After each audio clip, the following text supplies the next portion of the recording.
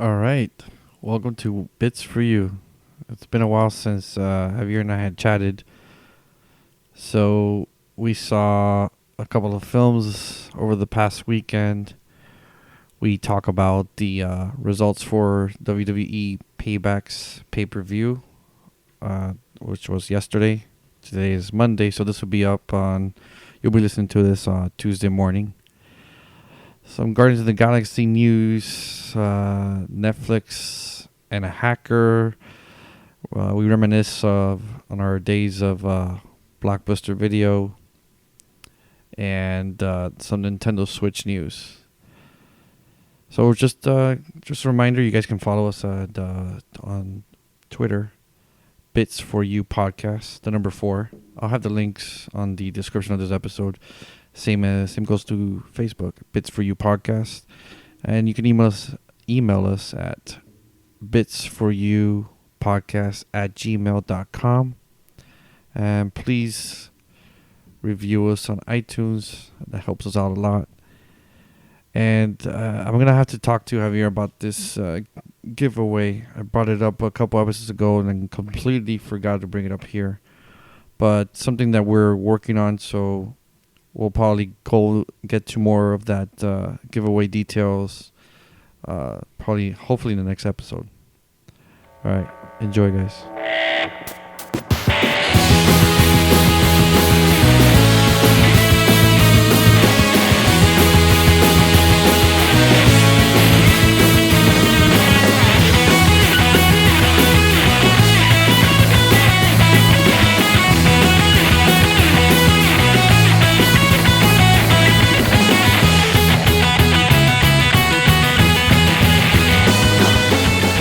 Let me know when you're ready. So, how was the weekend, sir? Pretty good. I watched the Texas Rangers, baseball, lose. When did you go for that? On Friday? Yeah, it was Friday night. You watched them lose? Well, I left. They were going to lose, but I left like at the 8th inning. What was the score?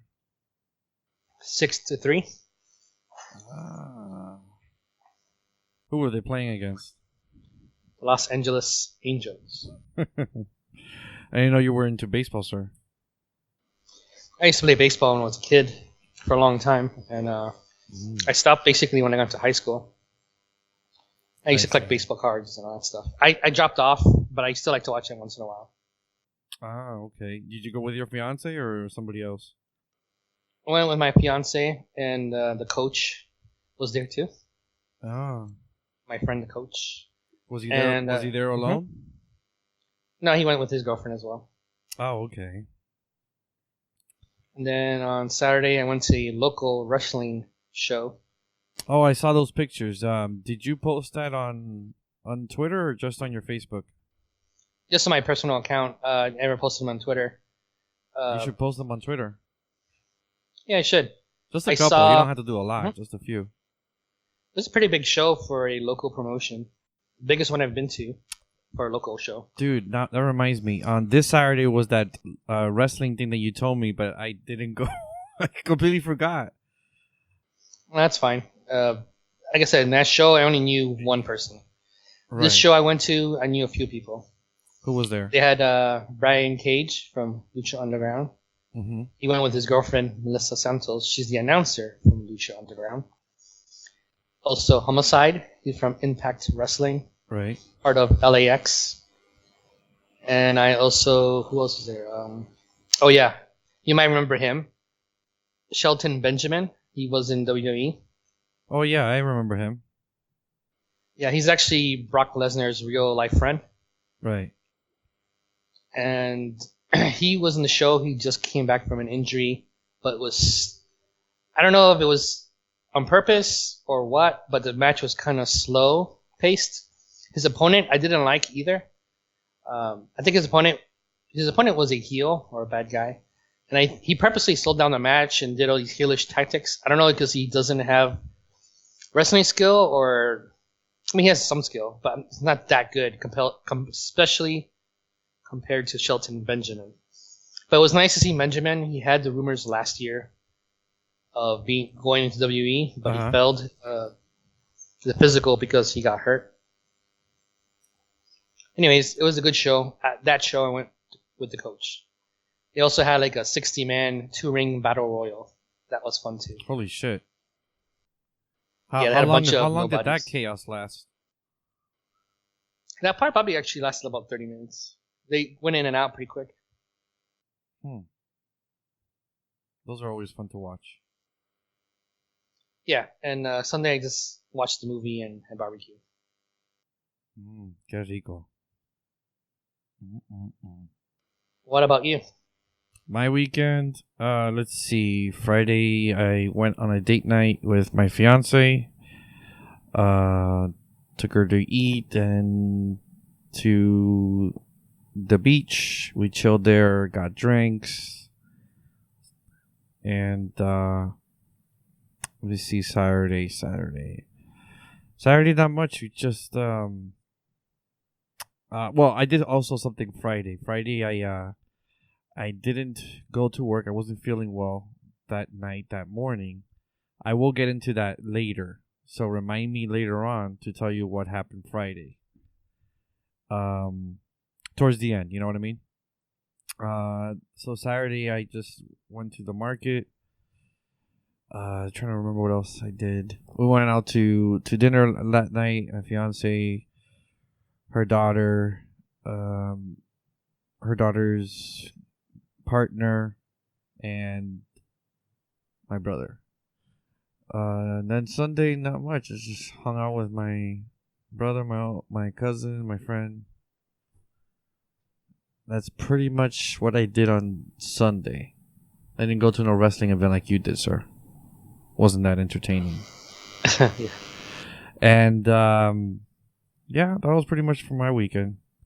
I wanted to jump into the Guardians of the Galaxies this Friday.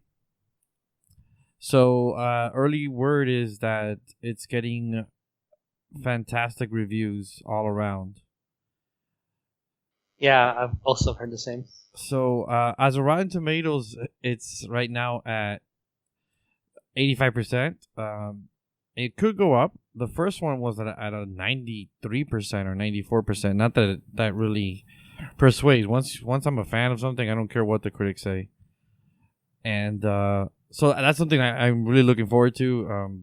It's just the marketing is from the first trailer, the teaser that they released was fucking fantastic. So that's something that I want to looking forward to see. I don't know if I'm going to see it Friday. Most likely it's either going to be Friday or Sunday because this Saturday, Saturday evening, I'm planning to do another Wise Guys recording session. I don't know if you'll be available. If you're available, you're welcome to join us for a bit, for as long as you can. So I'll probably be either Saturday afternoon or I don't know. I'll figure that shit out. One other thing I wanted to say is that James Gunn, I guess he's the director of Guardians of the Galaxy, the first and second one. He also wrote it.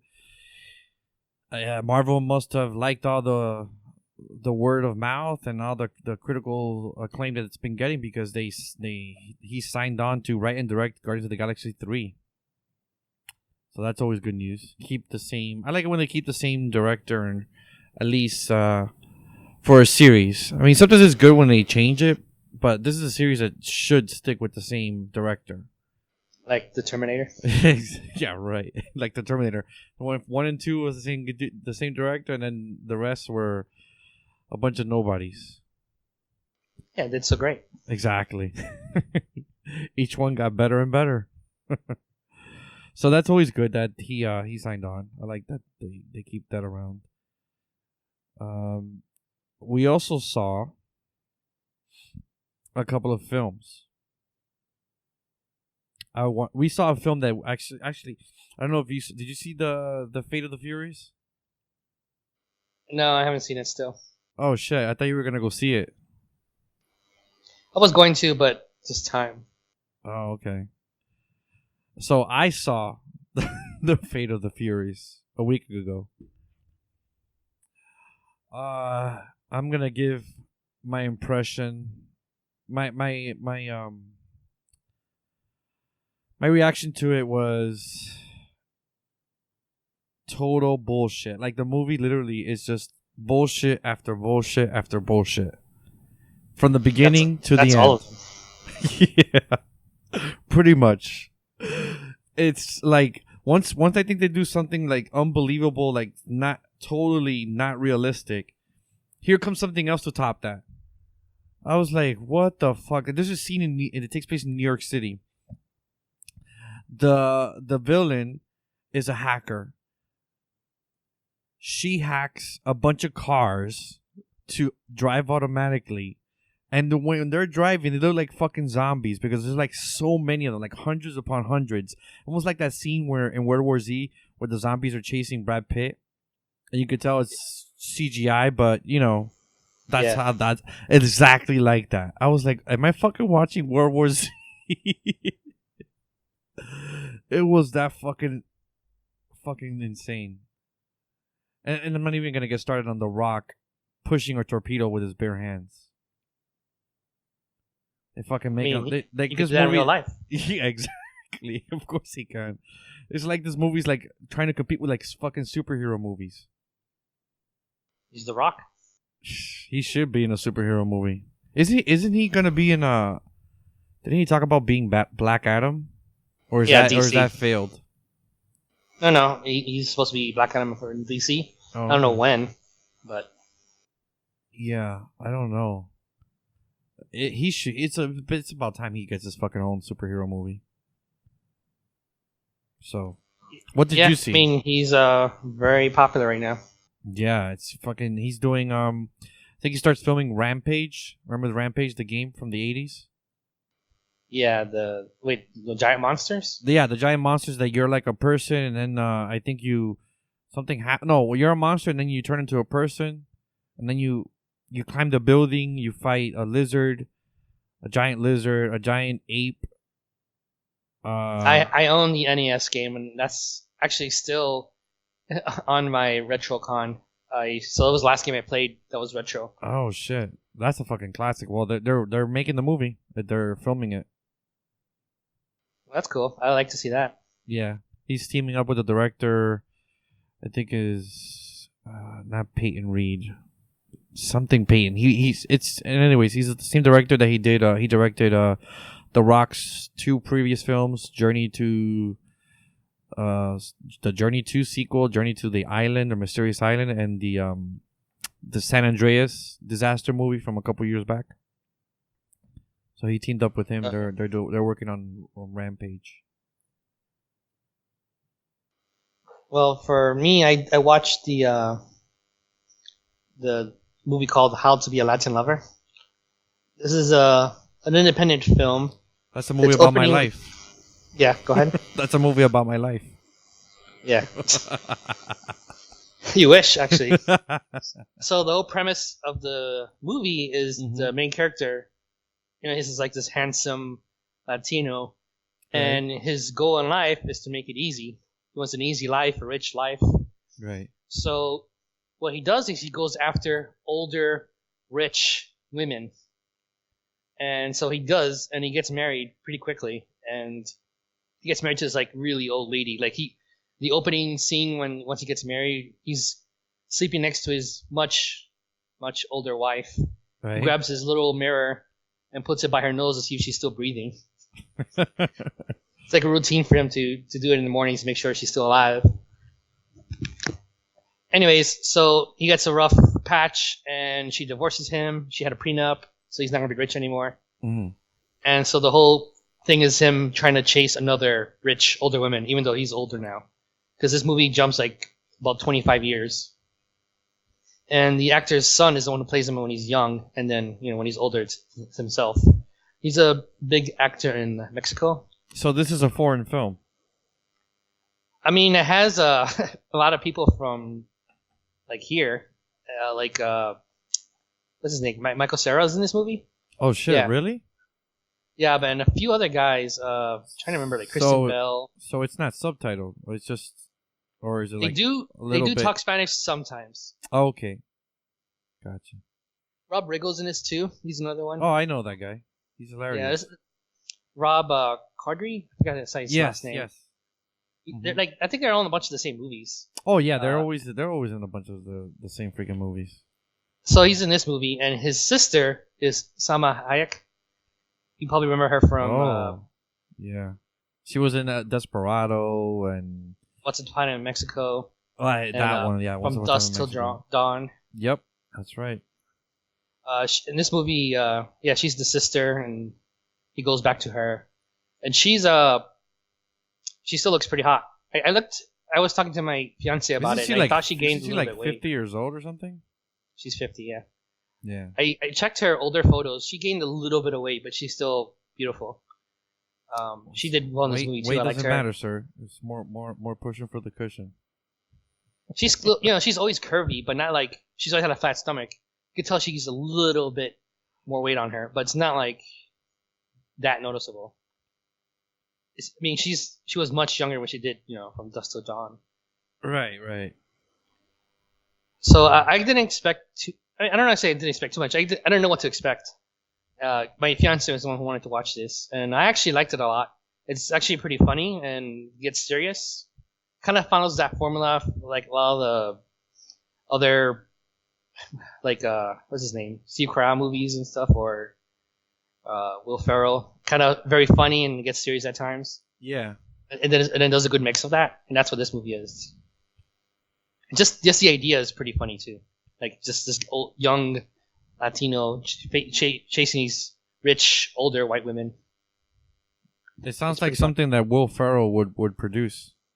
Yeah, seriously. I was just looking for the writers, and I thought it would be somebody from one of those movies, and it wasn't. Do you know these writers are not that? If it's his production company, I think it's Gary Sanchez Productions was the production company. I'll have to look into that. Maybe. Oh, okay. It really felt like something like that. So. Yeah, because I know he's very popular in the Latin community. So he formed a production company called Gary Sanchez years ago, and most of his movies for the last I would say 5-6 years are with that company. I just looked it up. The production company is called 3 Pas Studios. Yeah, I don't know who they are. Yeah, I don't know how they got all these people in it, but it is supposed to be an internet. Yeah, it's just a crossover, of the Hollywood and a lot of these studios, like in foreign studios, like in, for example, Mexico, they're seeing that the market is growing, so they just do co-productions. Yeah, this movie did pretty well. Like it says number 2 over the weekend, 12 million. Oh, they did a study on this, the stats on the people who went. Yeah, it was 89% Hispanic. But wow. Go ahead. I don't think you have to be Hispanic to like this movie. I mean, they talk Spanish sometimes, which is even subtitled. There was another foreign film or foreign themed film, a top 5 at the box office. I think it was number 3 or number 4. It was a Bollywood movie. Yeah, number 3. It made 10 million. It was right behind this one. It's a sequel to whatever the title is. So these things are growing, man. Yeah, and you definitely have an Indian community. I mean, the Hispanic community is bigger, but... Yes.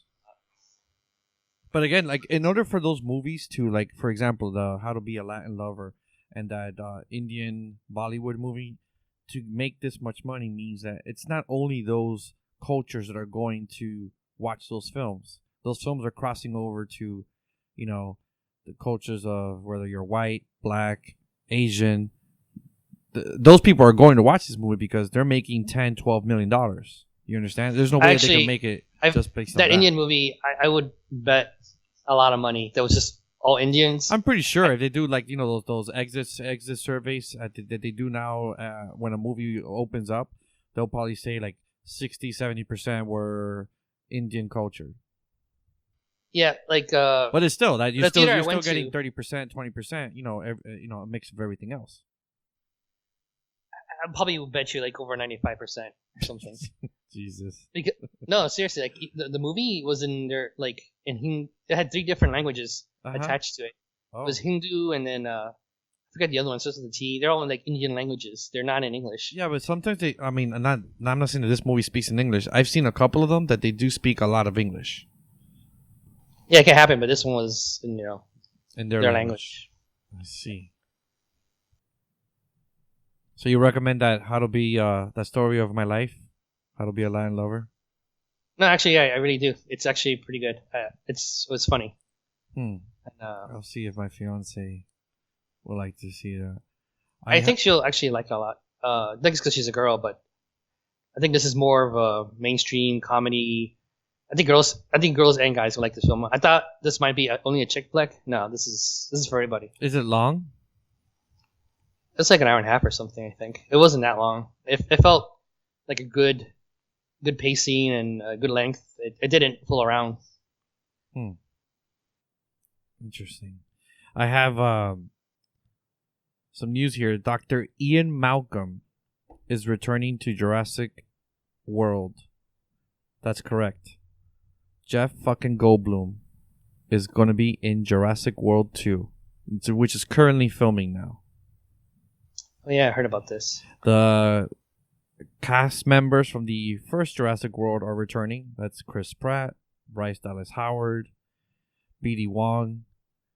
We have new members, new actors like James Cromwell, Toby Jones, and Jeff fucking Goldblum. So that's exciting. It's directed by J.A. Bayona. He's a Spanish director.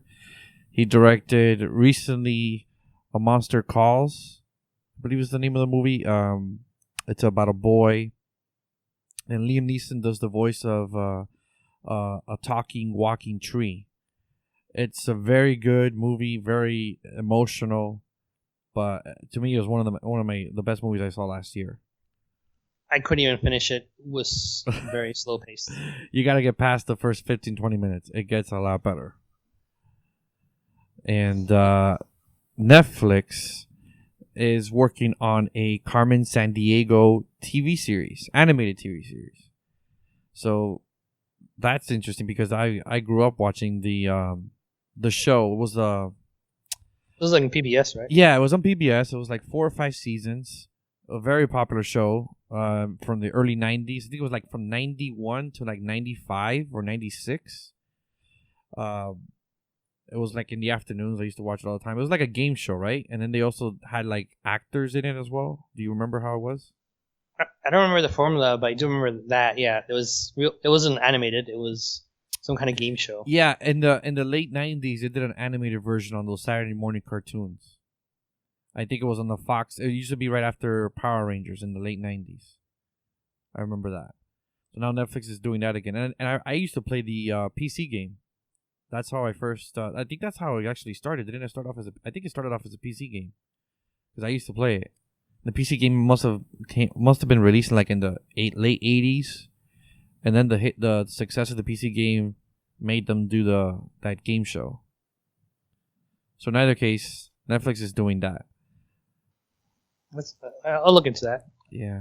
And Netflix is... I think we talked about the Adam Sandler on Netflix deal a couple episodes back. I think it was one of the Wise Guys episodes. You were on it that time.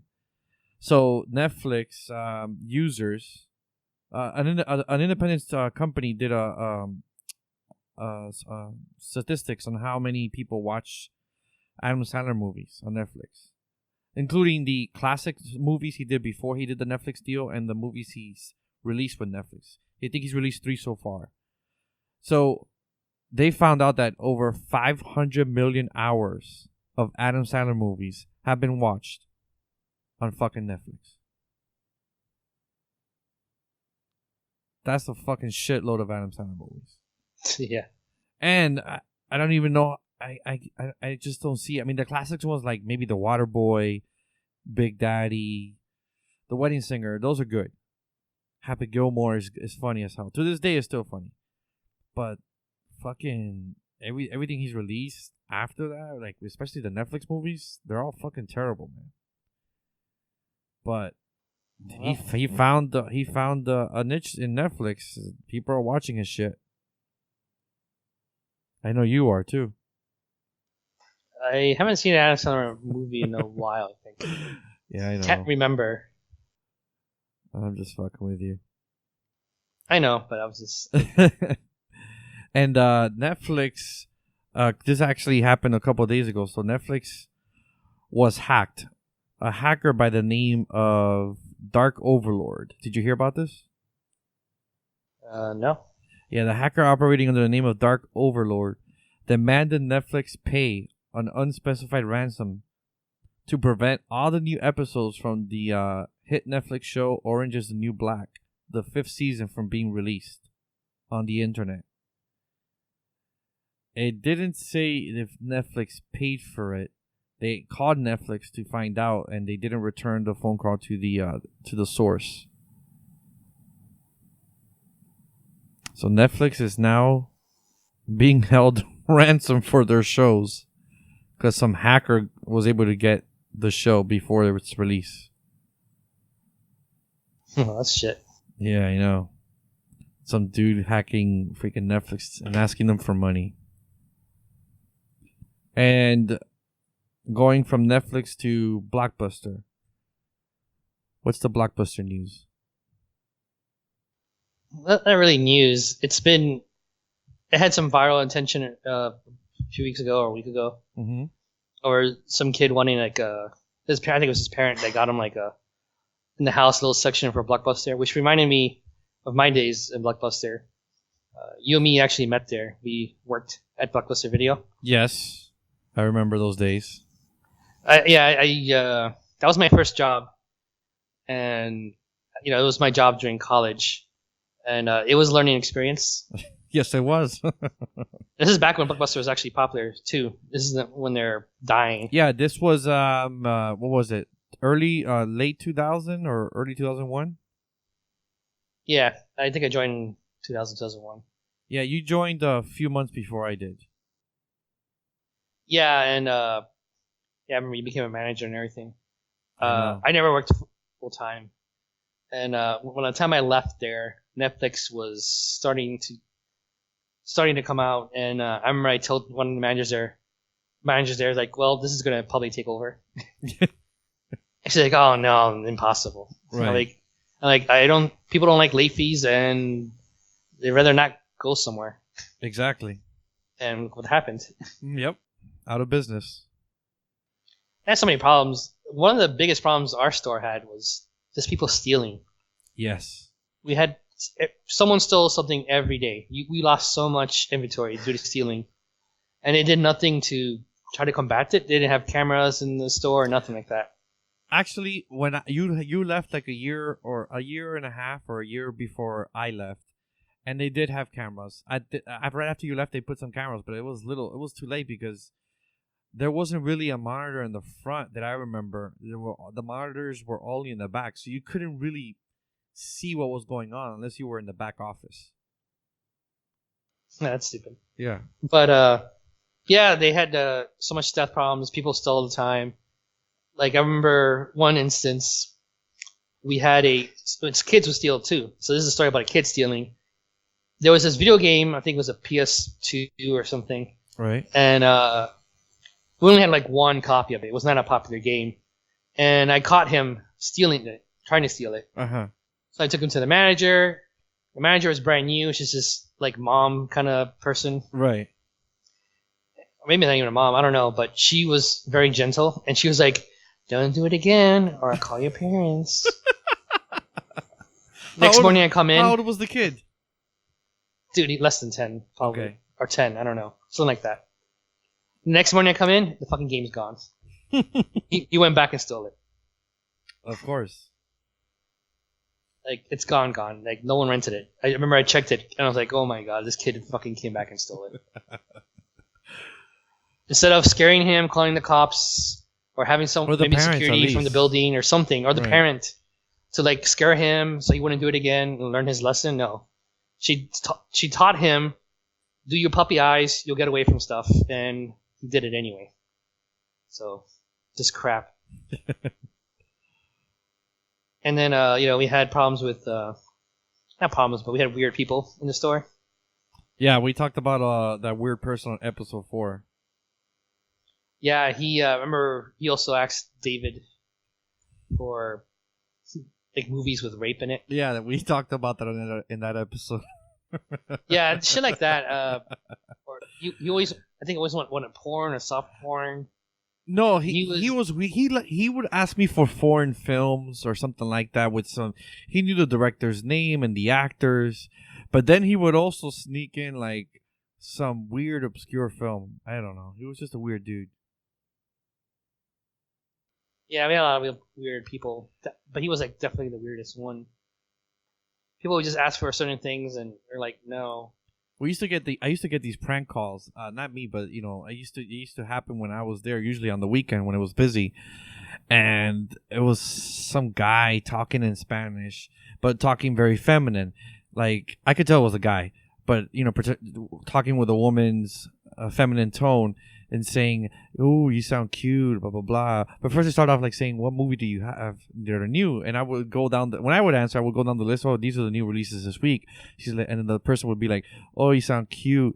Like I'm gonna go over there, and I want to take a picture with you."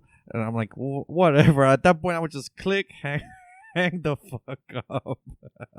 The person never showed up. They're just fucking around, eating shit, Yeah.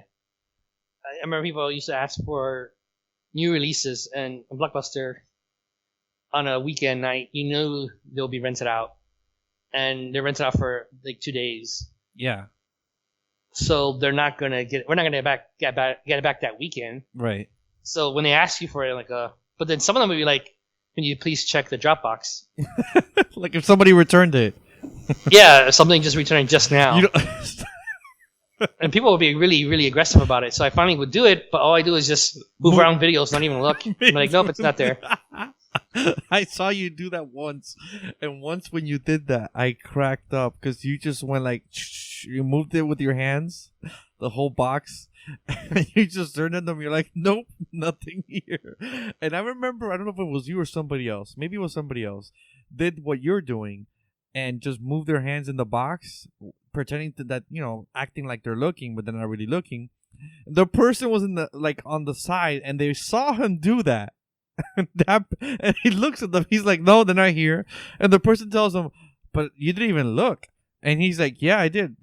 He's like, "All you did was move around." I'm like, "Yep," and I could tell that it's there or not there, and it's not there. And the person bought that and walked away. Or he's like, "Yeah, fuck this guy." Yeah. Report it to the manager. Oh, that was so fucking crazy working at that store. Yeah. Fuck Blockbuster. Yeah, they went out of business. People hated the late fees. After a while, because I hated fighting about the late fees. I know Blockbuster is just a bag of dicks. Right. So after a while, I was just, as soon as they complained, I just credited it off. Like you could tell they were about to go into the big rant. Right. And I'm like, no, you don't need to do this. I credited it off. I'll get rid of the $3 or $4 fee. Yeah, and those I could do. If there was a larger fee, I wouldn't even fight it. I'd be like, let me just get the manager. Yeah. Which sometimes was you. I would just go to you right away. Yeah, and I don't even remember half the time the things I did. I probably went 50-50, like took 50% off or some shit.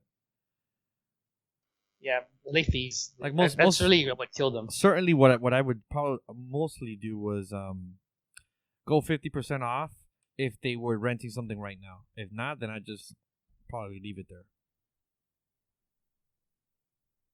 Yeah, I mean that was the whole. That's what the company wanted. They wanted these ridiculous late fees. They had that lawsuit over it, and then all they did was say, "Okay, well you re-rented it again, so you now have it for another." Right. You don't bring it. You don't bring it back on the due date. It's re-rented again. People were confused about that. I remember it took forever to explain that. Yeah. And I don't think people actually ever really got it. During that, because I was there for like almost 5 years, maybe 5.5. You were there probably like 4.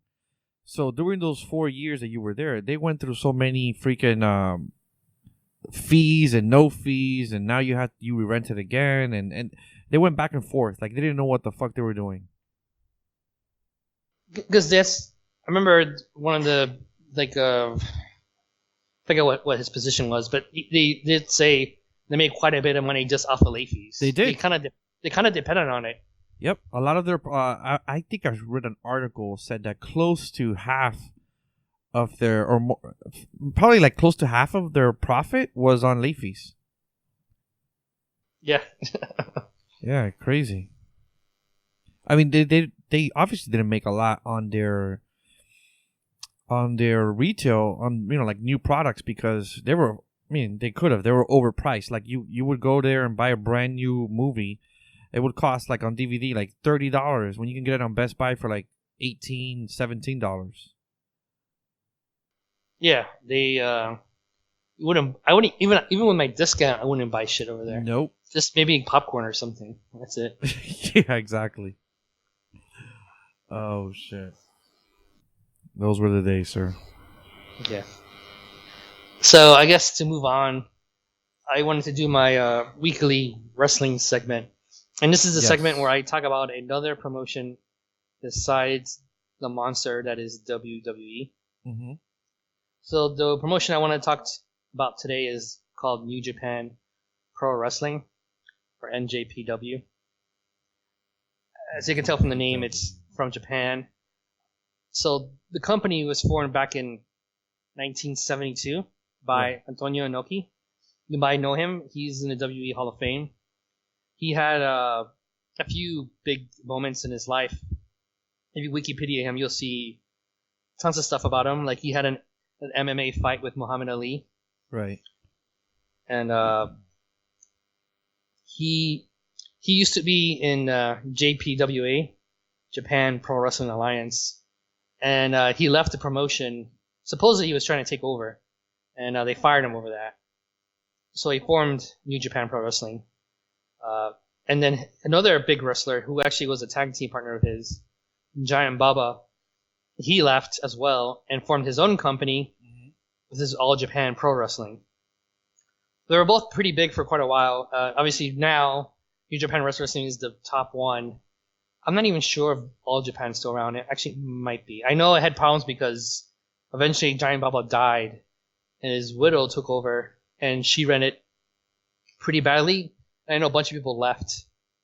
I think a lot of those people that left formed another Japanese wrestling company. I think that's Noah. I might be wrong about that though. Anyways, so their titles are called the IWGP, right? Which stands for their governing body, International Grand Prix. Yeah. So you're saying, what do you mean by governing body? Like they treat this as a legit sport, and if you watch it, you feel like you're watching like someone who takes it very serious, and it feels like a real sport. Like example, there's these they call them young lions. So people who are basically in training, they're outside the ring. They kind of help with ingoing traffic, as in they're flying to the outside and trying to help protect people. After the match is done, they'll bring in ice packs, and use them on the wrestlers to make it look like they went through hell. And to be honest, they did. Right. And after the match, they'll have these like post-fight segments, post-match talks like you do with football or something. These press conferences. they basically do the same thing, a little bit more smaller scale, but they do it. And it's not too much about characters. I think nowadays it's becoming much more about characters. But and do you is this something we watch on TV or on the internet? So for the longest, really the only way to watch this was getting tapes from Japan and training other people to get more tapes, because they are just big in Japan. But eventually they have gotten bigger. But that's because they've gotten a few things come out over here. So over here we have Access TV, airs them on Friday nights. I think it's at 7 or 8 p.m. Access TV, where you are in Dallas? That's on DirecTV. I'm sure it's in other cable providers. Right. You might be right. It's owned by Mark Cuban, the guy who owns the Dallas Mavericks, and a bunch of other stuff. Mauro Manardo used to be the commentator from that. Now JR is also a commentator. Josh Barnett is the other commentator. You might know him from MMA. He was the UFC champion. Yes. He's a big time wrestling fan and also trained to become a pro wrestler. He knows how to do pro wrestling as well. They also have something called New Japan Global, or is it World? I think it's New Japan World. I'm not currently subscribed to that, but I'm going to next month. I'll cancel Stardom, and then I'll start with New Japan World. Because Access TV airs their programming, but it's like a year behind. Right. So you can easily go online and read spoilers and stuff like that. Oh, okay. So just to give you some notable names that have worked here: Chris Benoit, Eddie Guerrero, Sabu, Big Van Vader, the Road Warriors, or Right. Legion of Doom, the Steiner Brothers, Oh, Brock Lesnar. uh-huh. Brock Lesnar actually was the IWGP Heavyweight Champion. Right now, I'm talking about current talent. Mm-hmm. They have AJ Styles, Finn Balor, who used to be Prince Devitt in New Japan Pro Wrestling. Yeah. Shinsuke Nakamura, he's on SmackDown now. La Sombra, he's in NXT. He's known as Cien Almas, I think his name. You're right. He's from CMLL, but he also wrestled in New Japan. And to be honest, some of the Bullet Club, I mentioned it one of the previous recordings. Yes. That stable is from New Japan. Episode 14 for those of you interested. Right, and then Kenny Omega, the Young Bucks. I think those are the two biggest foreign talent in New Japan. Mm-hmm. And then for their other, like their Japanese talent, Okada, he's the current IWGP Heavyweight Champion. And he's having quite the run right now. They're comparing his run to like Ric Flair's back in the 80s. It's like phenomenal matches every time he's having a match. They have the IWGP Intercontinental title, the IWGP Tag Team titles, the IWGP Junior Heavyweight title, IWGP Junior Heavyweight Tag Team title, the Never Openweight title, and the Never Openweight 6-Man Tag Team title. They have a lot of titles. That's a lot of fucking titles. Yeah, because it's all about prestige and sports, like sportsmanship. So I think putting some kind of title or championship on the line makes it seem more competitive. And you would think with so many titles they would have troubles with this. Right. They really don't. Like WWE really struggles with it sometimes. Sometimes the Intercontinental title doesn't even matter, or the U.S. title, or the tag team titles. It's pretty rare to see all the titles in WWE being well established and well, they're established, but they sometimes just forget they're there. You forget who the champion is, or the champion is not defending the title in the pay-per-view, things like that. But New Japan really does this really well, and anybody who's a champion there is a somebody. So it's actually it's considered the number 2 promotion in the world, behind WWE. That's because they get huge crowds for their shows. Their yearly show in the Tokyo Dome, Wrestle Kingdom, they can pull in like 20 to 40,000 people, which is the biggest outside of WWE. A question is, how big is WWE, their brand, in Japan? They've been trying to build it, which is one reason they actually got Shinsuke Nakamura. Nakamura was actually a very well-established IWGP Intercontinental Champion, right, and a fan favorite. They pulled him for this to increase their Japanese audience. New Japan is, I would say, is still more popular mm-hmm. in Japan, but WWE only goes there like once a year or twice a year. So. And they have the network, which is now probably how they're getting a bigger audience. They're growing globally. That's really what's happening in wrestling right now. And overall in media, a subscription-based service where people can watch your content. Right. And W does that. New Japan does that as well. And they're, I think, the same price as W, like $10 a month. It includes their weekly shows, previous stuff. It's well, I guess I'll talk more about it when I actually subscribe to it. Which I plan to soon. And WWE, do they actually fly to Japan and have shows there, or they haven't done that? No, they do that. I don't know how long they've done it. They've done it for quite a while. It's just they're never been that big because I don't even know who airs WWE television. But now, like I said, you can get the WWE Network and you can watch it. They have Japanese commentators for their pay-per-views. Oh, okay. Yes, I've seen them when I watched WrestleMania. They had the Japanese commentators, I believe, on TV. Right, like even in the past pay-per-view Payback, which I'll go into that here shortly. That was that had like a world amount of commentators. It had like a German, Russian, Japanese. It's a ton. Yeah, they're growing their brand, like as you mentioned, with the app. Yeah, as a fan, like a very casual fan, have you ever heard of New Japan? Yes, I've heard of them. Don't know any of the superstars, but I've heard of it.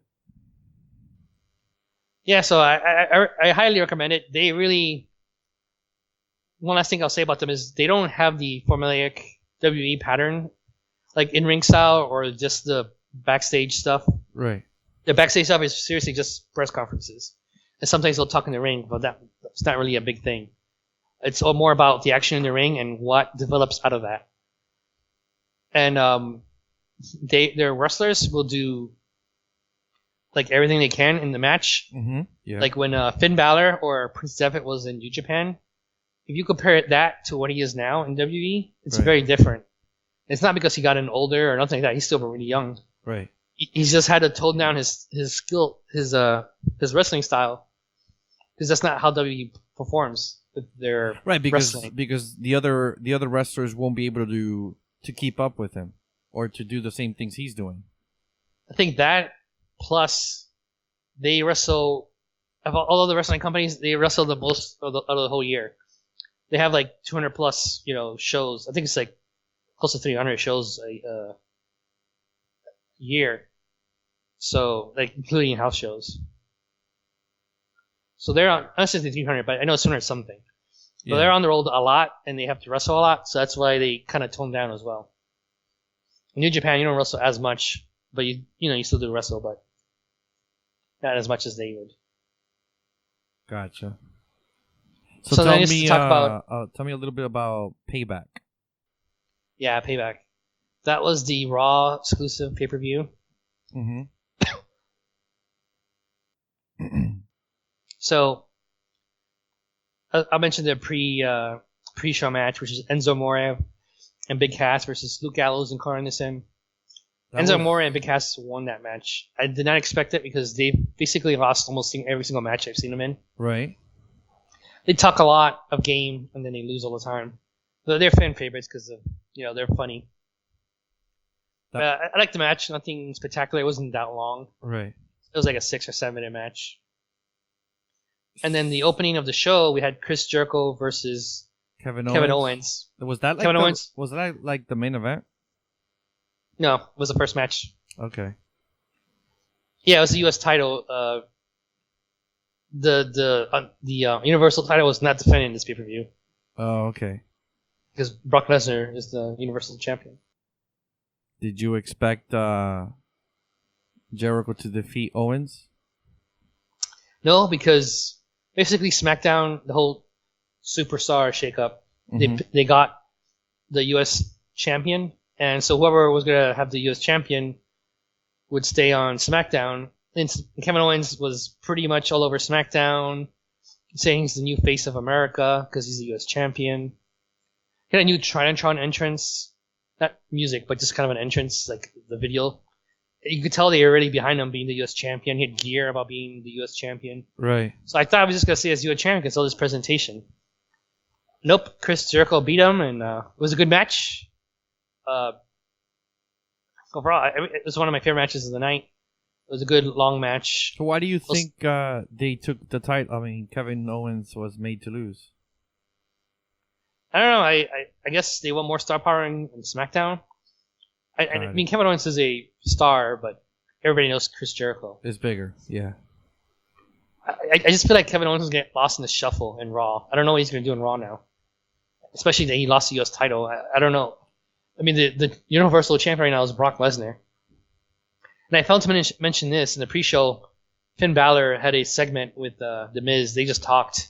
Mm-hmm. And Finn Balor is basically saying, I want the Universal title. And The Miz is like, that means you have to fight Brock Lesnar. And he was like, yeah. Oh, so I don't know what they're going to even do with that. So that'll be interesting. Yeah. The only thing I can think of is that usually when somebody loses a title, I mean, it depends, not all the time, it's because either they have an injury or they're going on vacation or something. I haven't heard anything about him being hurt or vacation. I think he's just going to be on Raw. And I don't know. I have no idea what they plan to do with him on Raw. Got it. The other match after that was Austin Aries versus Neville. Neville's the champion. Neville got disqualified. He just hit the ref. And the match was a little bit over 10 minutes. It was a good match. It's just, we didn't really get a real finish here. Right.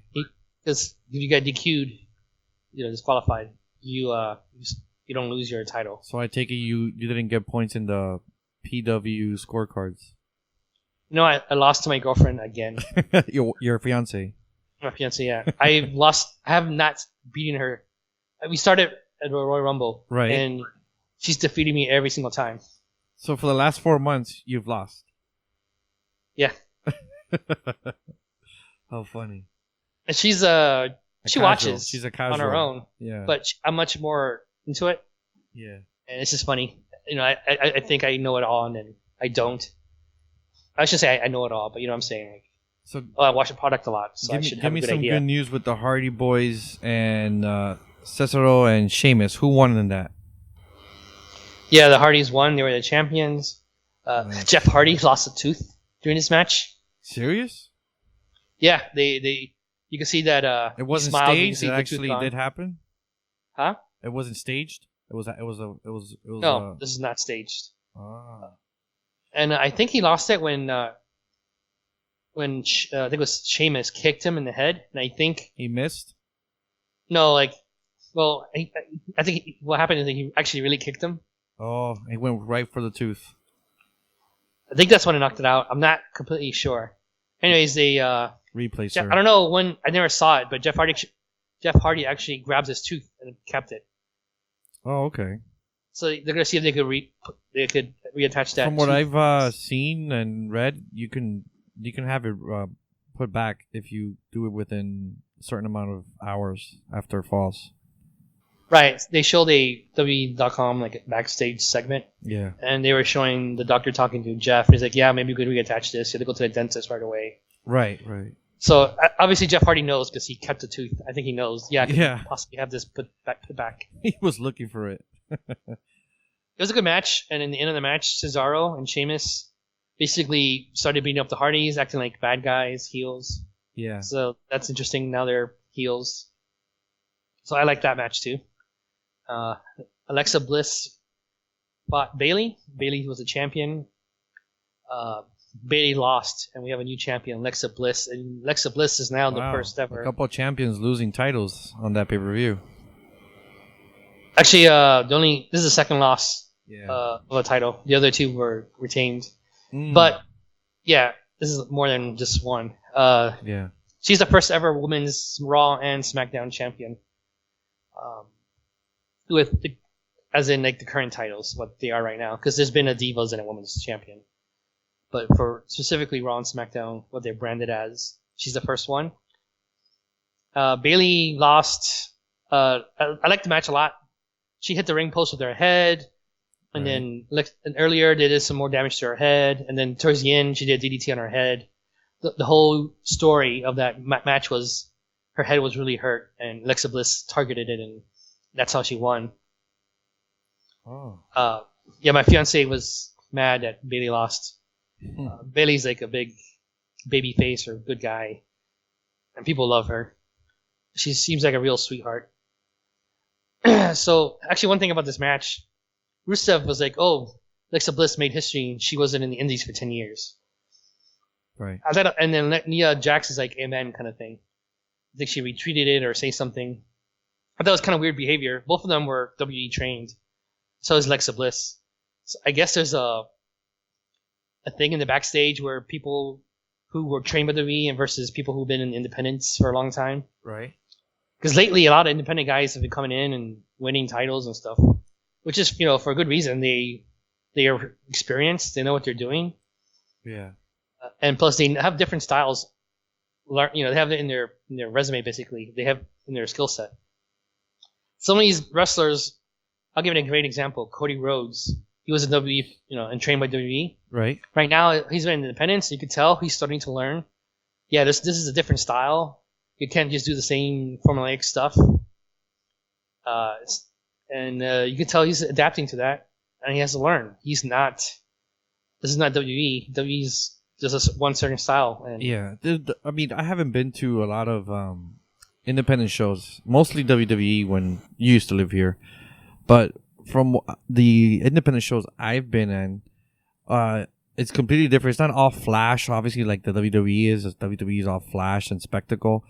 It's a lot more with my observation, it's a little bit faster pace, in a sense. Yes, they do have moments where, depending on the wrestler's age, they might be a little slower than expected. But for the most part, it's like you see a lot of young new talent because that's where they're breaking into the industry. So it's a lot faster pace. Yep, faster pace. A lot of different moves being performed. Yes. A little bit riskier sometimes. Right, riskier moves. I agree. So something else I kind of skipped.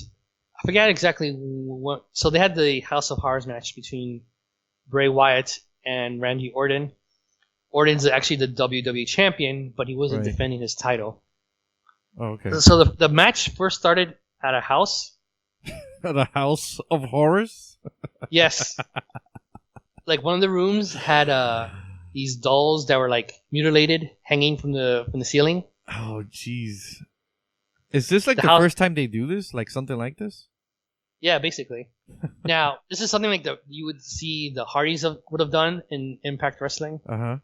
They had this kind of B horror movie feel to them, and it was really well done. So I think WWE is trying to do the same thing here, and it felt like that, but they did it too. I feel like the production quality was too good, like too much like a movie. Like right, if they try to tone it down like a B movie, like a B horror movie, right, it would have been much better. But it felt too produced. Right. So it felt a little flat for me. I still liked it. It was refreshing. Huh. They were just fighting around the house. At one point, Bray Wyatt punched through the wall and started choking Randy Orton. like freaking Jason Voorhees from Friday the 13th would do. Exactly. And then in the last part of the house, Randy Orton was on the floor. Bray Wyatt tipped the fridge, and the fridge fell on Randy Orton. Oh shit! So then Bray Wyatt goes outside. There's a limo outside, and then he just goes. He says, "Driver, go," and they leave. Right. So they're like, I tweeted it too. It's like, is Randy Orton dead? Yeah. A fridge fell on him. And so basically, they go back to the ring eventually. There was a match in between. I think it might have been the Seth Rollins and Samoa Joe match. Mm-hmm. Just to mention that match real quick, that was another good one. Seth Rollins defeated Samoa Joe. Joe was doing really good in this match. It was kind of a surprise win for Seth. Overall, I think it was a really good match. This is also over about 15 minutes. All the matches here, besides the pre-show match, were over 10 minutes. So that's pretty nice. Yeah, I'm looking at that right now. Most of them are 10 to 12. There's three there were over 15 minutes. That's a really good. I don't like 2-minute matches. That's kind of a waste. Yeah.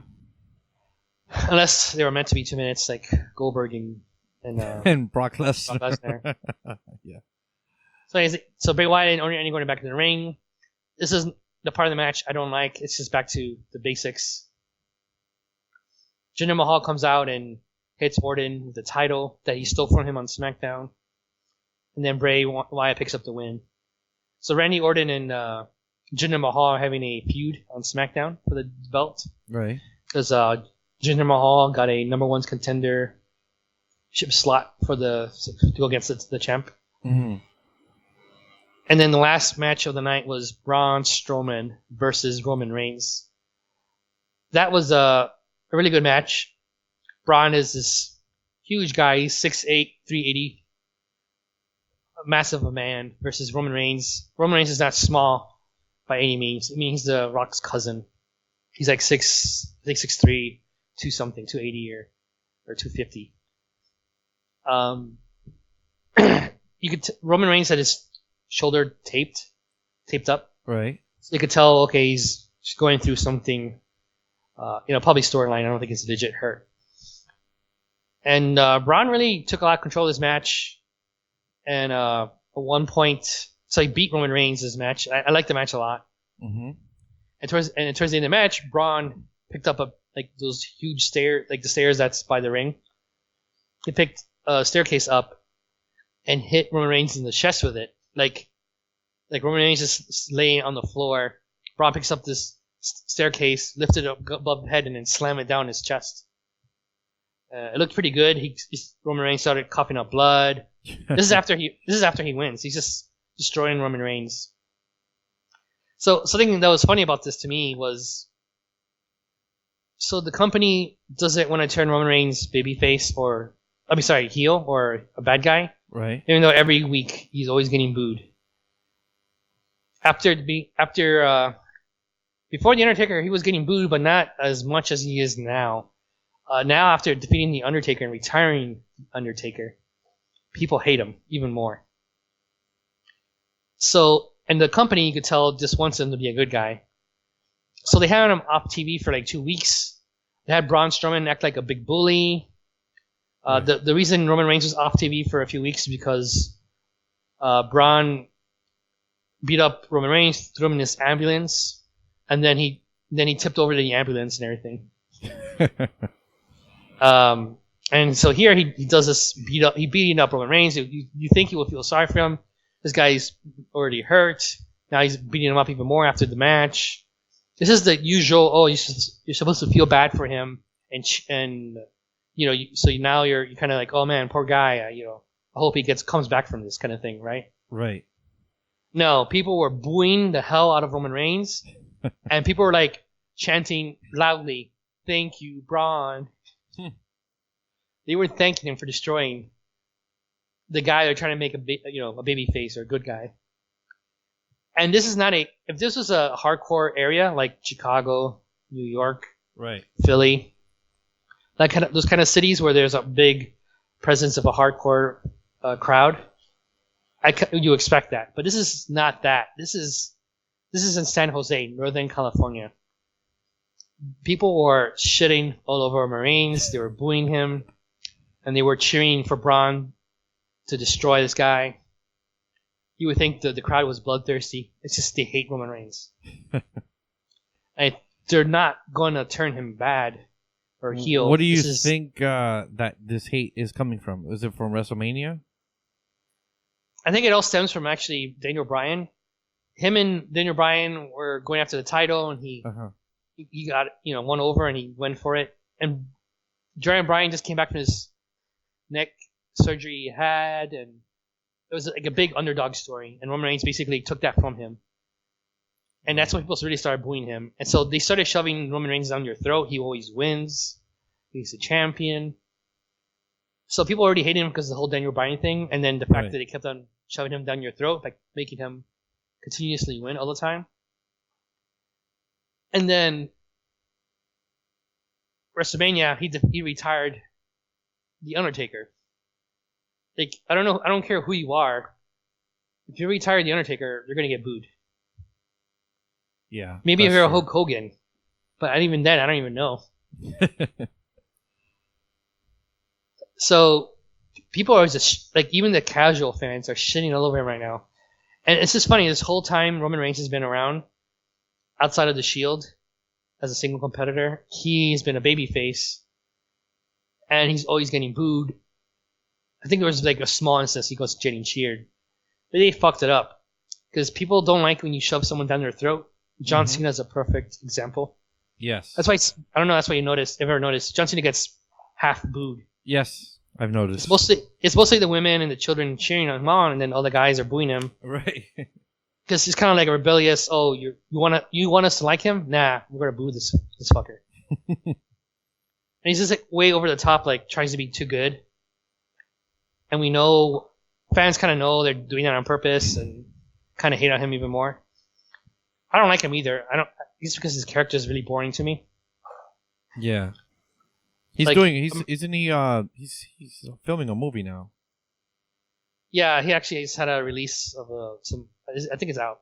Some Amazon studio movie. Yeah. I think it's about some sniper or something. I forget the name of the movie.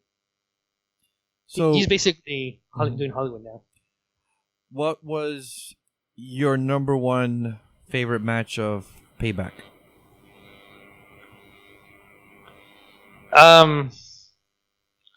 Actually, I like the tag.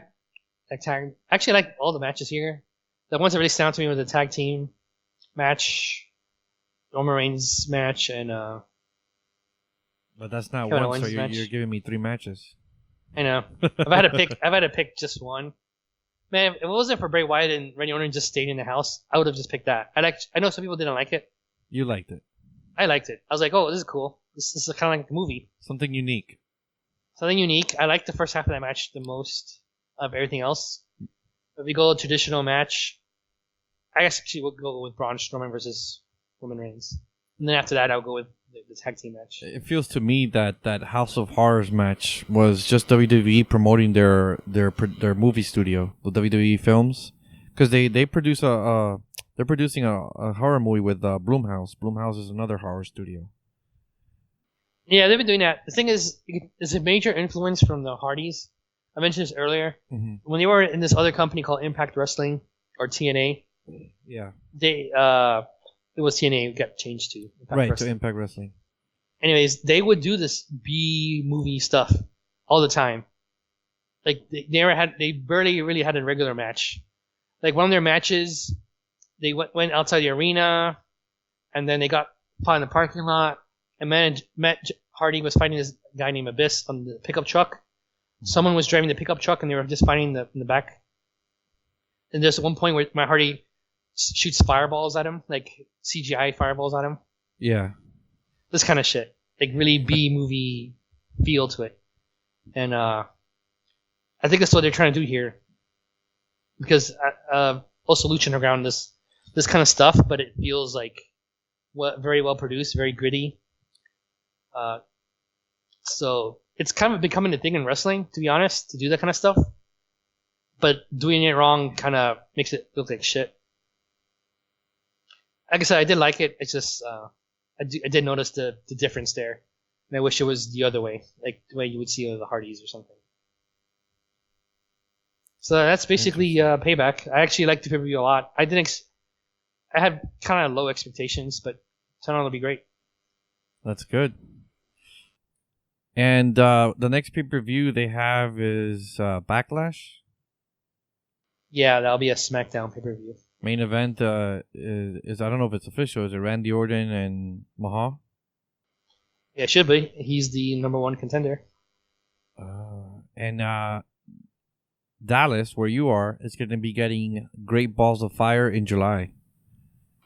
You're right, and the tickets go on sale this week for me. I'm gonna buy them and go to the show. Brock Lesnar is he scheduled to be a main event? He's scheduled to be. This is his first title defense, actually. Oh, who's he up against? Or they don't have that announced. Now, the only thing we know is that Finn Balor says he wants his belt back because he was the first Universal Champion. Right. I don't know if they're actually going to do it or not, but it'll be interesting if they do. Interesting. Exactly.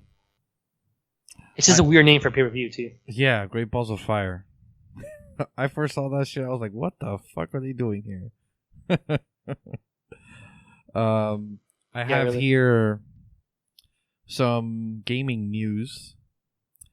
Sony announced that they, from the launch of November 2013 until March of this year, they sold 60 million PS4s worldwide. So they're pretty much they're like almost neck and neck or outpacing the PlayStation 3, which is a high number for them. They've been this console generation. They've been number one like from the get go. From the moment they announced that their E3 in 2013, and Microsoft fucked over their fans by saying you have to do the whole digital rights management. You can't borrow games. You have to get a code or all that the fiasco, they've been in second pretty much.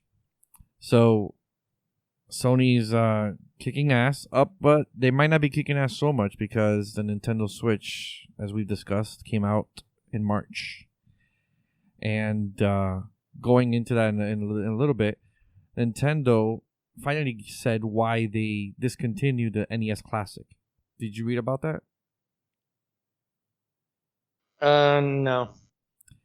So their answer is that they don't have unlimited resources.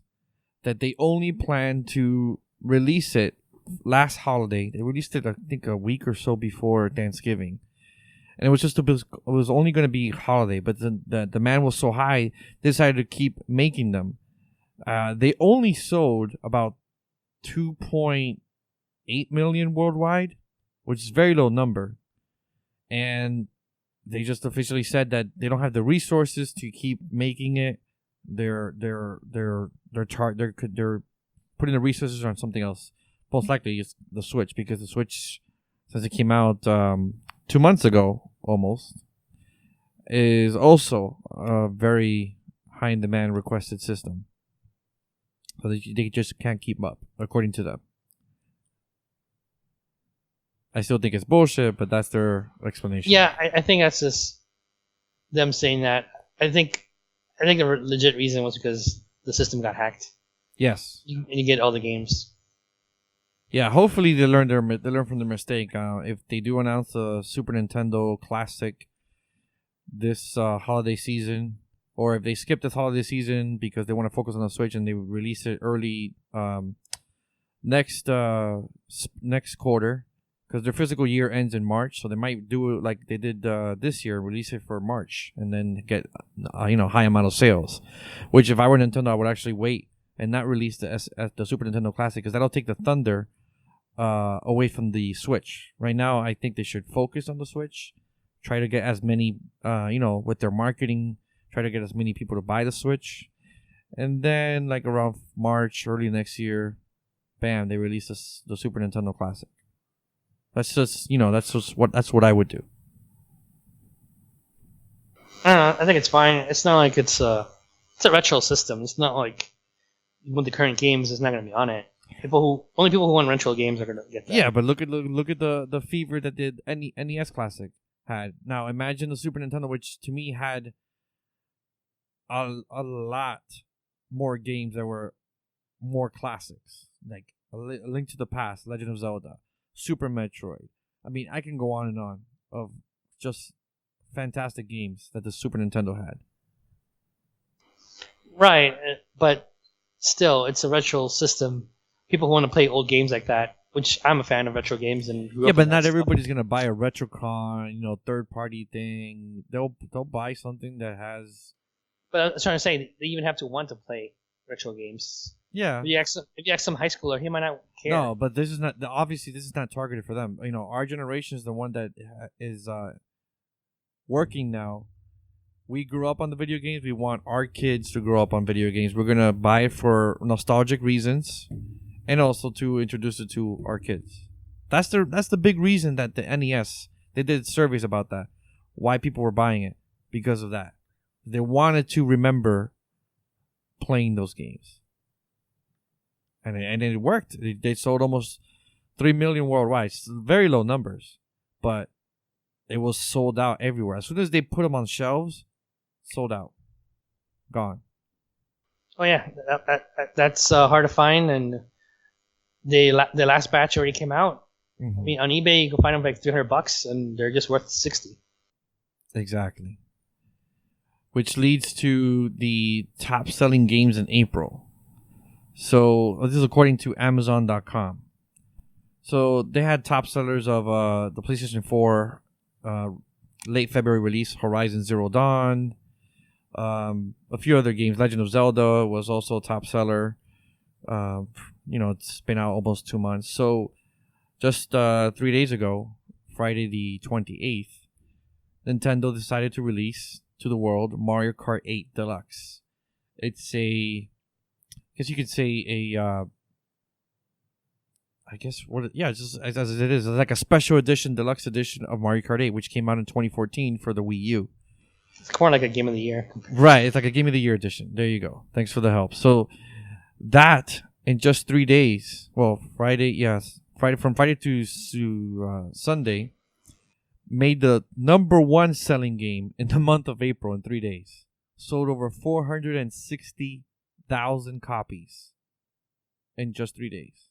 Well, actually, in the first day. The first day was 460,000 copies, which is Nintendo said is a record for that franchise. Yeah, in terms of how fast it sold out. Yeah, which leads to me.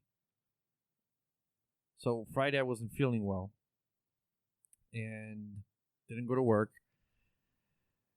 And I had a stomach issue. So wherever I was home and I didn't feel well to go to work, stayed home. But then started feeling a little bit better. So I got an email saying, hey, from Toys R Us, the Nintendo Switch is going to be in stock the 28th, the day of Mario Kart 8's release. Now, Mario Kart has always been a system seller. When it was released on the 3DS, the Wii and the Wii U, it helped sell systems because it's just a fun game. I mean, I remember I haven't played a Mario Kart game since the GameCube, so I didn't play it on Wii, or I didn't play it on the Wii U. So the GameCube was the last time I played. I didn't even play on the 3DS. So I said, fuck it. There's Toys R Us is right next to a fast food joint. I could just walk over if I need to use the bathroom because I wasn't feeling well. So I drive by Best Buy. There's like 6 people waiting outside Best Buy. I was like, nah, I'm going to go to Toys R Us, see how it is. Nobody waiting in Toys R Us. I said, I'm going to stay here. So I'm there. My brother eventually shows up as well. So we're the only 2 in line. Then an hour passes by. A lady gets in line. Another half hour, or a guy gets in line. So Toys R Us opens at 10 a.m. So we were there since like around 8 a.m. So finally, they said they had a paper on the door saying we only have 25 Nintendo Switches. 5 of them are the blue and red color. 20 are the gray ones, the gray color systems. I'm like, okay, great. I wanted to get the blue and red one. So finally, the store opens. They give us a ticket. I'm the first one in line. I asked for the blue and red. Get the blue and red. I had some issues with the freaking credit card. Finally, everything went through. I go home. Oh, I then go to Best Buy because I had a credit with Best Buy. So I go to Best Buy to get Legend of Zelda Breath of the Wild. And obviously, Mario Kart 8. Always been a fan of Mario Kart. Heard good things about the Mario Kart 8 Wii U version. You told me it was a great game yourself. Yep. So I just go ahead and pick up both games, go home. And this is where you remember this because you were involved. So I texted you that day because I turned on the Switch. I put the Joy-Cons. And the screen has like an image saying, please insert Joy-Cons. And I'm like, what the fuck is going on? I put the Joy-Cons in, so I turn it off, turn it back on, not working. Texted you, and at that point you're involved. And you're telling me that it should work. Tap the screen and, go to the next option. There's no option. It just stays stuck on that screen. At that point, I'm thinking, shit, I got a fucking defective system. It's still early. It was like before noon. It was like 11 a.m. I called Nintendo. I was on the phone with them for like, I don't know, what felt like 20 minutes, probably less. We did some troubleshooting. The lady from Nintendo said, the system's going to have to be sent in for repairs. So I told her, wait a second. I just got this like literally an hour ago. And I understand that, 1%, 2% of products when they're made, there's going to be a defective, out in the market. I'm one of the lucky ones that gets that defective system. So I don't want to repair. I don't want to send it to you guys. How long is the repair going to take? She's like, oh, like 2 weeks, but we'll expedite it for you. So it should only be 5 days. Like, it's still 5 days. I just got the shit today. So I told her, how about I go back? Don't do the repair thing with me. I'm going to go back to the store, see if they have it. So my brother's calling Toys R Us. They said that they have some, but they don't know how many.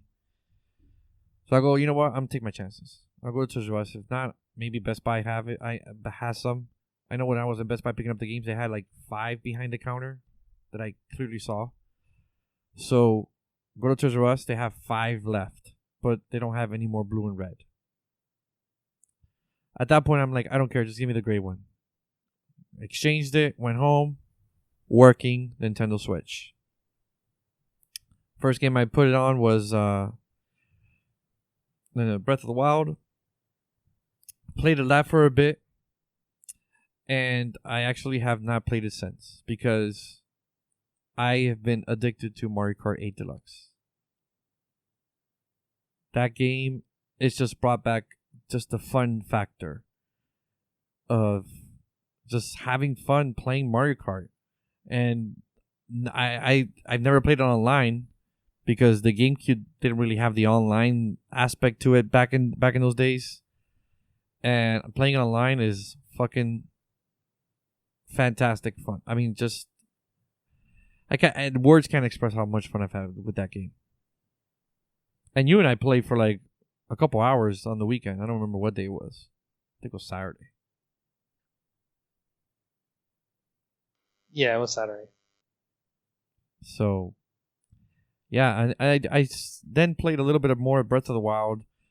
Did a couple of the shrines with the old guy that's trying to, convince me to get some treasure so he can give me the paraglider. But after playing for a bit, I'm like, you know what? It's time for fucking Mario Kart. So, I'm part of the Nintendo Switch. I didn't think I was ever going to own a Nintendo system, but something about the Switch from the marketing worked. Like when they unveiled it in October last year, they unveiled it more earlier this year in their conferences. I was like, you know what? This might be the next Nintendo system that I might pick up. And I finally did, and they did well by releasing a system seller like The Legend of Zelda day one. They have a few other games here and there, but 2 months later, another system seller, Mario Kart 8, is released. So I like their strategy that they're releasing the games, every couple of months. Like after what would you say the next big game is? It's going to be ARMS, right? That's the one they're marketing the most. Yeah, ARMS. Yeah, that comes out in June. Then in July, Splatoon 2. And after that, it's probably Odyssey and other stuff. I think Skyrim is around there. They said fall. But Skyrim is an old game. It's just remastered. Well, supposedly Nintendo's holding back, and that in E3 they're going to unreveal some big games. Really? Yeah, that's the rumor. So what games? Because you've had it since day one. So, what games do you own physical copies of right now? Okay, Zelda, Mario Kart 8, No More Heroes. I'm sorry, Has Been Heroes. Right. And The Binding of Isaac. So The Binding of Isaac, I want to ask you. So that was a Steam game, is that correct? Yeah, it was a Windows game. It got released multiple times and different things. There's DLC. Right. The one for the Switch has all the DLC. So the Switch, you can say, is the game of the year with everything. Yeah.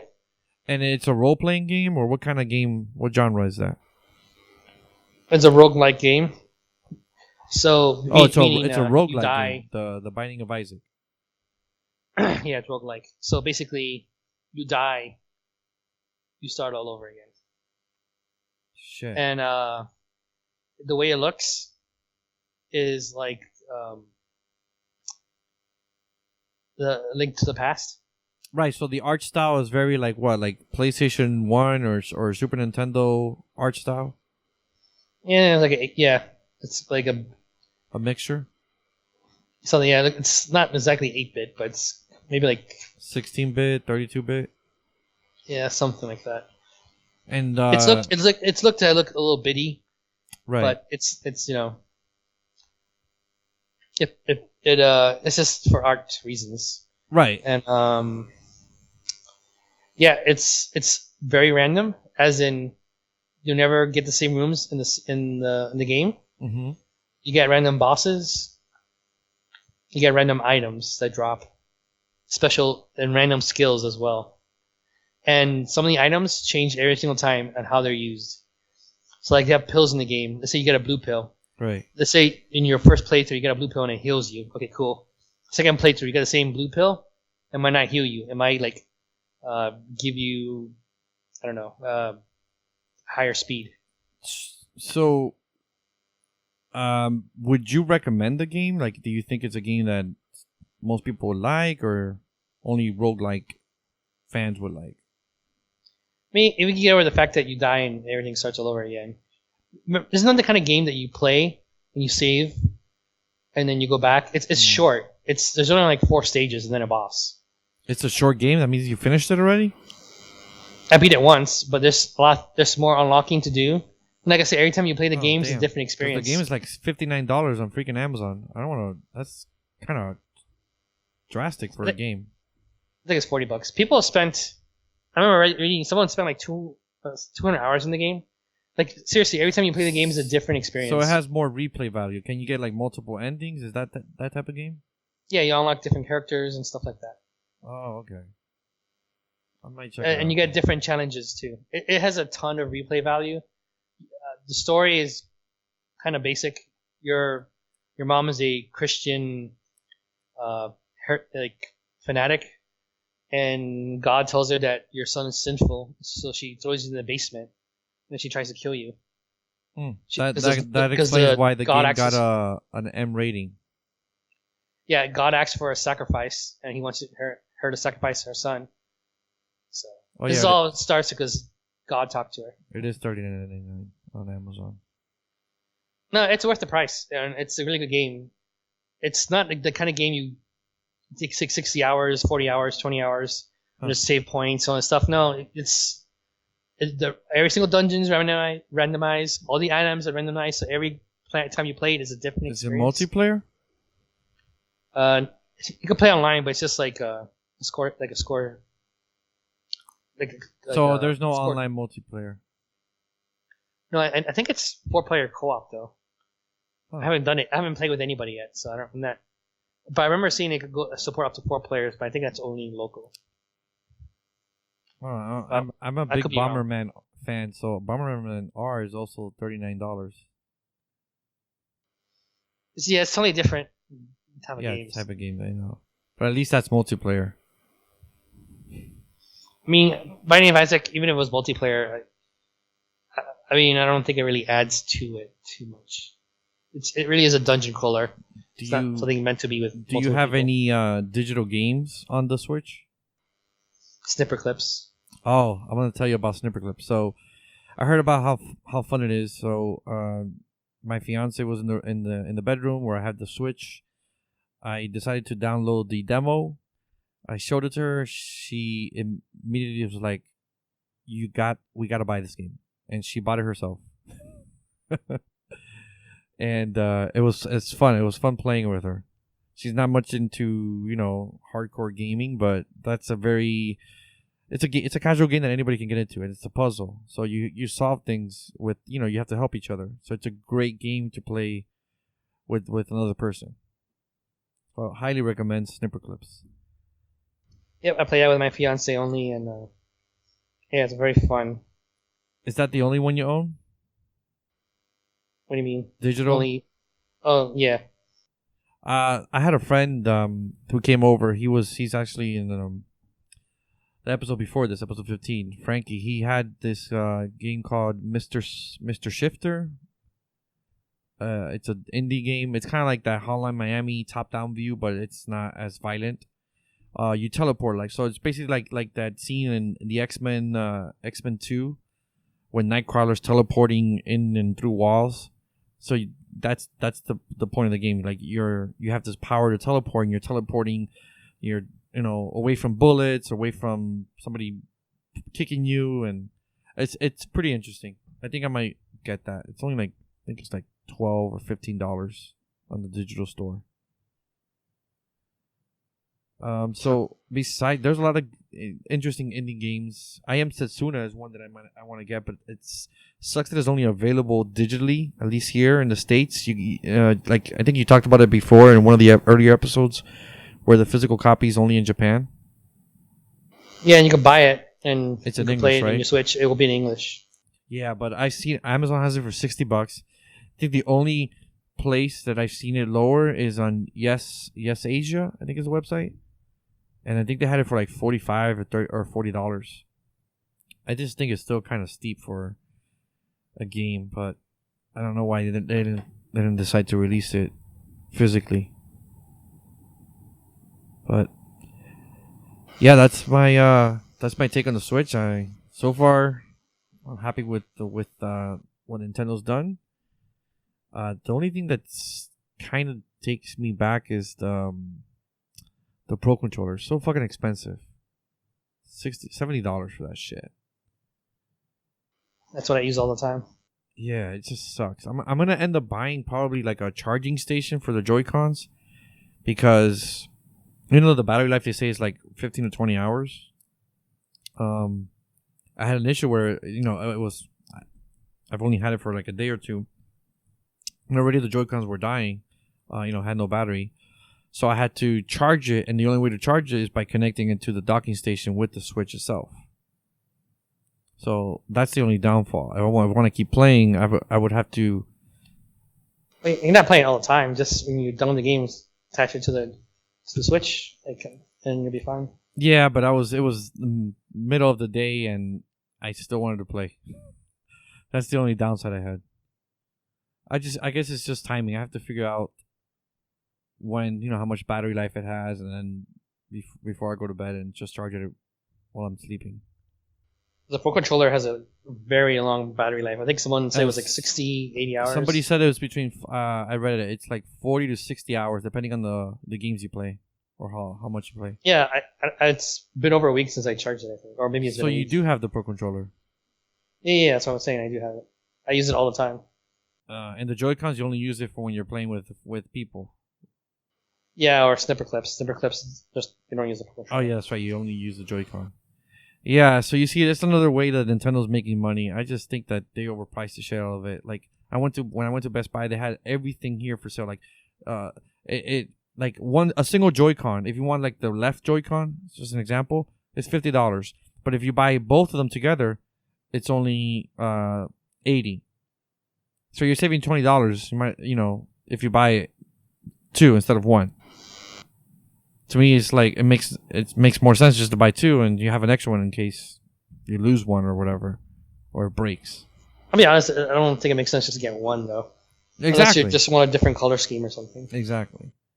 Or no, but you could always get just the skins. Like my brother got this carrying case that came with like the red and blue skin, so he just put it over it and he plays just fine.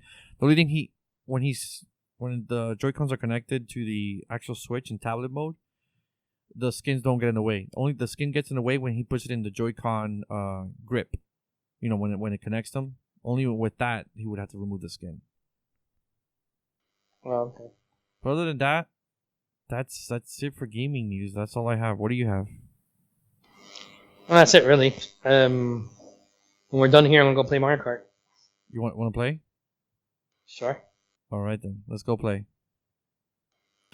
All right, so that was that. Thanks for listening again. Hope you guys enjoyed this. The next episode should be a Wise Guys episode. At least that's what we're aiming for. We're aiming to record it on Saturday, and it should be up on Monday.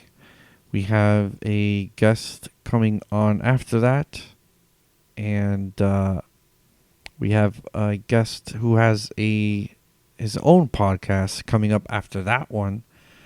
So that's going to be fun and interesting. So things to look forward to. Again, I thank you. Follow us on Twitter at Bits For You Podcast. Ask us questions. We are interacting there daily. Whether it's news, we also live tweet watching pay-per-views, typically wrestling events, even MMA. I need to start doing that for the MMA events, UFC and Bellator. All right.